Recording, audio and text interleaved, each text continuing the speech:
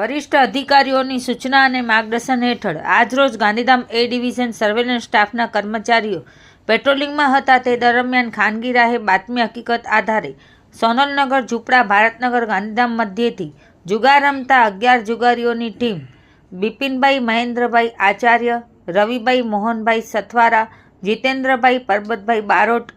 કિશોરભાઈ જીવણભાઈ સથવારા, રોહિતભાઈ હરિલાલ સથવારા, રમેશભાઈ જયસંગભાઈ સથવારા, અનિલભાઈ ગોવિંદભાઈ સથવારા, અજુભા છનુભા વાઘેલા, કિશોરભાઈ પરબતભાઈ સથવારા, રાજેશભાઈ લાલજીભાઈ સથવારા અને મહેશકુમાર વર્ધીલાલ ઠક્કરને રોકડા રૂપિયા 28,440 સાથે પકડી રોકડા રૂપિયા અને મોબાઈલ સહિત કુલ 98,440નો મુદ્દામાલ કબજે કરી તમામ જુગારીઓ વિરુદ્ધ કાયદેસરની કાર્યવાહી કરી છે. આ સફળ કામગીરી Gandhidham A division PI MD Chaudhary તથા સર્વેલન્સ સ્ટાફના પોલીસ કર્મચારીઓ દ્વારા કરવામાં આવેલ છે.